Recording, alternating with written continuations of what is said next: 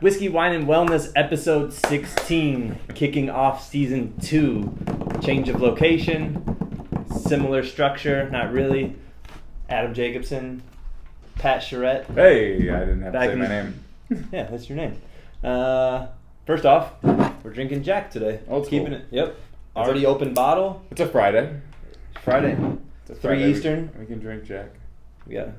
Settling into the new space, so no froze today. All right. That's going to have to sit a while. Yeah, for sure. This is like college whiskey.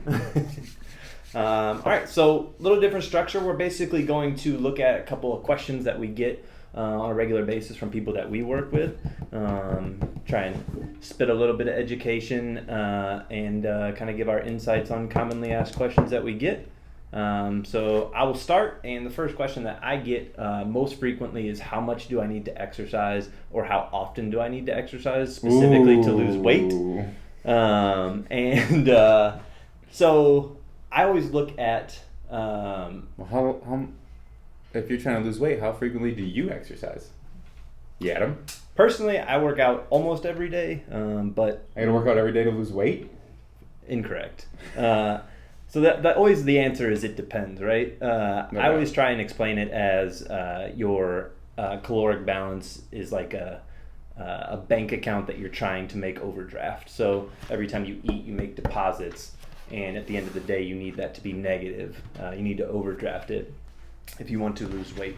So I think, I don't know if you get this too, but explaining one of the toughest things to get is that exercise is such a small portion of the puzzle in terms of how many calories you burn on a daily basis. So only about 5 to 10% of the calories that you burn on a daily basis is objectively from structured exercise. Sure. And I think that shocks a lot of people. Sure. So I do think one of the biggest things is getting people to realize, and if their goal is to lose weight, right? So if your goal is, I use the term all the time, aesthetics. I want to look a certain way. How do I look a certain way? I want to be lighter. I want to be leaner.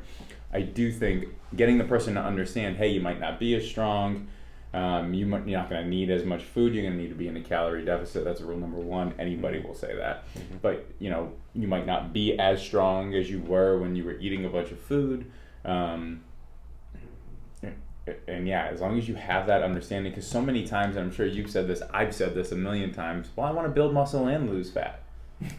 Yeah, it's of course. Me too, of course. Same. Like, I feel like I can do it, but if you actually measure it out with stats, you probably can't. Maybe a little bit, but not a whole lot. Super difficult. Yeah. And especially maybe if you're like newbie gains, like if your training age is very young or you just started working out, sometimes you can accomplish both. But at the end of the day, it's like trying to build a house and demolish a house simultaneously. It's just one works against the other. Sure. So when I get that question, I also try to explain, if exercise is only 5 to 10%, like what is the other remaining percentage? And the biggest percentage is your basal metabolic rate is about 70%.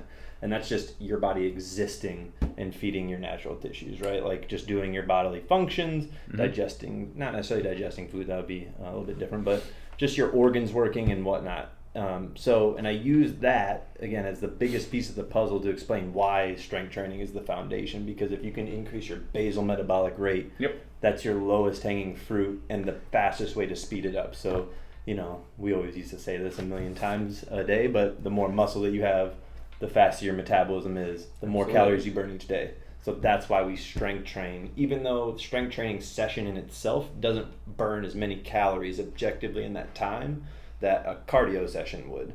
But long term, that strength training session is probably going to be just as important, probably more important to you being able to actually lose weight in a consistent way. Yeah, it's important because muscle tissue is the most metabolically active tissue that you're going to have. Facts. That's why, with our whoops. Yeah, my favorite. That's why with our whoops, when you wake up in the morning, you just slept 6, 7, 8, 10 hours. 10 hours. How you sleep 10 hours. It's incredible. I didn't have a client this morning. You actually have a like job 8. too. Yeah.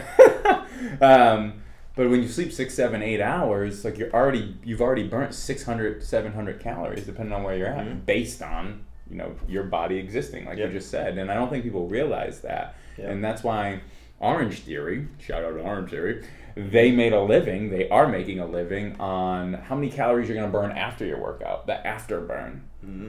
That makes sense, yeah, as long as you have enough muscle tissue. Yeah. So if you have more muscle tissue, then yeah, you're going to continue to burn calories at a higher rate Yeah. for up to whatever it is, 3, 4, 5 hours. I don't know the studies. But yeah, muscle tissue is the most metabolically active, no doubt. It's just like a multiplier for your calorie burning. The more muscle you have, it's going to exponentially multiply. Like Super, like that? Super Mario. I hooked up the Super Nintendo the other day, actually. Jealous. Playing some Mario. So I have a question for you. I don't know if you know the answer to this. So Orange Theory, I don't know if you know the way they calculate. So they always give you, hey, you burned 800 calories during this hour or whatever. Is that 800 calories active, or is that 800 calories like you might have burned 200 in that hour doing nothing? You might have just sat down and burned 200. I think it's total.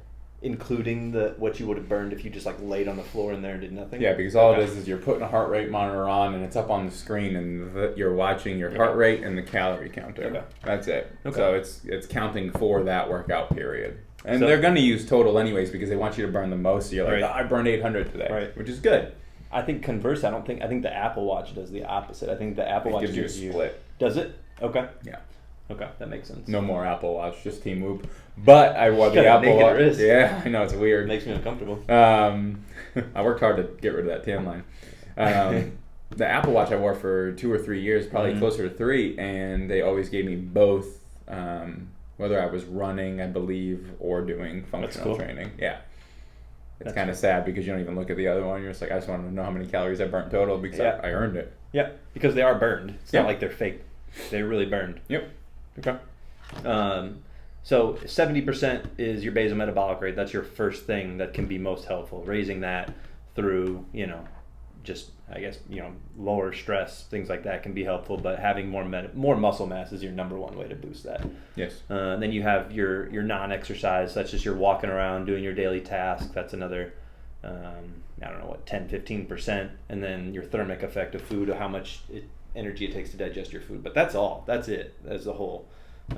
So really the exercise portion, while really important, is probably more important what that exercise time does to your basal metabolic rate, which is a bigger slice of the cake. Granted, I shouldn't use cake, but I would say just having a game plan, right? That's why you would work with a fitness professional. Like, if that is your real answer, you want some sort of game plan. So just hopping into, in my opinion anyways, just hopping into Orange Theory is great to burn calories. Yeah. But if they're not going to help you burn muscle tissue, like look at their workouts, look at their strength training portion. They're not helping you build muscle tissue. No. Right? That's why, like, if Nor you they work, want trying to. no, not absolutely not. But if you go see a fitness professional where you can get a personalized program that actually sets you up for success long term, Yeah. like they're gonna actually, I don't want to say the word incorrectly, periodize, Okay. your program. Yeah. So you're gonna have like a strength portion, then you're gonna have a more high intensity portion, then hopefully you have a recovery portion, and you're kind of gonna repeat that cycle. So on and so forth, because that's going to allow you to build muscle tissue and then burn the calories, then recover. Because if you don't recover, then you're kind of screwed long term. Yeah. So Yeah, and I have, to that point, I have one guy I know of, potentially two people that work with me twice a week just for the strength portion. Then the other days they go to Orange Theory just to burn calories. Yes, absolutely. Like, it's a good compliment actually. And, for sure. Good Orange Theory cardio. definitely has its place. Yeah, it's cardio Mhm. through the lens of strength training. Yep. So circuit training, if you will. So again, I guess the question being, how much do I have to exercise? Enough to affect your basal metabolic rate. So focusing on strength training, your bare minimum, I would say, how much would you want to work out to lose? Again, it's very variable. I would say at least 3 days a week. You're probably up somewhere between 3 and 5 to get best results. Once you start going over 5, But you're always move. Yep. Walk your dog. Yep. Walk on your own. Even if you don't have a dog, walk the dog. Yeah, walk your spouse, whatever. Yeah, whatever you need to do. Bike ride, just Yep. always move. You can't sit on the couch all day. Yep. Like if I don't think I've ever gotten this, but if I ever got below a 5 on my strain on Whoop, shout out Whoop, like I don't know what I'm doing all day. I think I got 5 the other day because my allergies were so bad and I didn't get off the couch. I walked the dog once. I think I wake up with 4 by default. Yeah, based on where your recovery is, no doubt. Yeah. So, take care of the bigger things. don't focus too much on the exercise portion. It's important, keep it in there, but do it in a way that helps the greater good, not just burning that calories in that hour. So that's where I'm at. Done deal. What time we got? How long was that? I don't know. Trying to keep this short. I don't know. No idea. Okay. Well, my turn. My question is going to simply be, it's going to be nutrition based, and it's going to be, do I have to count macros forever? I kind of posted this on my Facebook and my Instagram earlier today on like story mode or whatever, quote unquote. And a lot of people get overwhelmed on nutrition because they're like, well, I don't want to count forever. I don't want to use the Fit apps. What's the MyFitnessPal. I've never used it. I've been in it several times, but I've never counted on an app. So many clients using MyFitnessPal. I just it works into TrueCoach flawlessly. It's beautiful. You like TrueCoach? Oh, yeah. I use TrueCoach every day. Wow, nice. Yeah. I like old school pen and paper and send me pictures of your food. Really? Yeah, I'm weird. I like pictures. Pictures is good because logging. I can probably guess it too better than you. Yeah. Your logging customer is poor.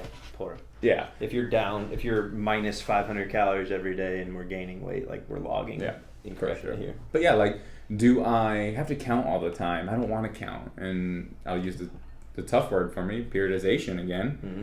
But like, it's the same thing. We just talked about it in your training of strength, burn calories, recover. Nutrition plan should be the same thing. You should have an in-season focus of this is where I'm dialed in and I'm trying to lose weight. That means my calorie deficit is on point. Yep. 8 out of 10 days. We'll always use my 80-20 rule. 8 out of 10, that's tough. What is that, 5.5? That's through Saturday at noon? Yeah, pretty much. And Okay. then take a few days off. Okay, I like it. But 8 out of 10 days, like 80% of the time, you got to be knocking out the right things. Mm-hmm. And, that's kind of like your in-season mode. Calorie deficit's on point, sleep's on point, counting's on point. Like, everything's rolling. And then you're going to have kind of that off-season mode where you have to recover. Like, when has anybody ever sat down and talked to you in a nutrition standpoint and like, hey, this is what we're going to do for 90 days. Then we're going to do this. Then we're going to recover. And you're going to be at maintenance mode. And you're going to have a longer or a bigger cheat day. Right? Are you going to gain some of that weight back? Yeah, but that's the only way to make it to the finish line. Truth. Like we talk about, everyone does, consistency is the number one thing. The only way to make consistency work, I think, is to have those recovery points. And in regards to nutrition, what it is a recovery month where you're at maintenance, you're not in a deficit, and then adding in bigger meals, like go have pizza, twice a week instead of once a week or something. You know what I mean? Like those things, like actually live a life. That's how you're going to make it out a year, 5 years, 10 years, you name it. Yeah, I mean, having the light at the end of the tunnel is huge for people in nutrition. If you tell them this is how you have to eat forever, inevitably there will be a fall off, and then it's just all off. Yep. Instead of let's take a couple weeks off, regroup. If you have eat a at maintenance, whatever. Yeah, if you have a really good coach and you trust that coach, or they build that trust in you over time, I think them telling you to get rid of, or communicating with you to get rid of like a timetable, like I want to lose 30 pounds in 4 months. Why? Why? What if we lost 30? Would you rather lose 30 pounds in 4 months and then put it all back on in 2 more months? So 6 months, you've lost 30, added 30. Or would you rather just lose 30 pounds over 12 months or 16 months and have no end date? Because that's what it is. It's going to be ever changing. Your body's always going to be changing, maybe for the good, maybe for the bad. But if you can, which you should be able to, barring strange circumstances of like surgery or whatever, but you should be able to get rid of the timetable and move on. Yeah. I think it's just seeing, lose 5 first. Like lose 5 first and understand what it took for you to lose 5. Yeah. Not in a week either. Right. Because that ain't real. Yeah. Take 5 off in a month, keep it off, and then do it again. Mm-hmm. Like if you wrap your head around that, because most people will take drastic measures to try and get 5 off really quickly and assume that that's the way to do it on a long-term basis, but that's inevitably going to fail. And we all know that subconsciously, but we always think like, I'll be different. Sure. I'll be the one to be able to do it. Just same as like when people say, oh, people that win the lottery always get like depressed. Everybody's like, I'll take my chances. Yeah. It's like the same exact mindset of like, well, you can't lose it too fast. People are like, wow, I can. I'll lose it fast. I've done it before. Yeah. That's the worst statement I've ever heard. Well, I've lost 20 pounds 5 times. Well, why? It sounds exhausting. That does sound exhausting. Like we've all done those consults when we've heard that. Yeah. Well, I know how to get it off. Do you? Yeah. Short term. Yeah. Short term. But having that understanding, having that communication, you need that coach. That's what it comes down to, in my opinion, because so many people will break down and lose it. Yep. If they don't see the scale move right away. But having somebody structure a table of this is what we're going to do, this is what's going to happen, then this is going to happen. So in season, post season, recovery, all that comes together. I never really hear people talk about that from a nutrition standpoint. And I think just that open communication with the person across the table, they can understand it too. Yeah, totally. I mean, we don't approach nutrition the same way we do training when we probably should. They work. Is that your first drink? Mm-mm. Oh, okay. And mine's really dark compared to yours. I drank mine. I don't know what happened. I like it. Done? Done deal. Season 2, episode 1? Cheers. See you later.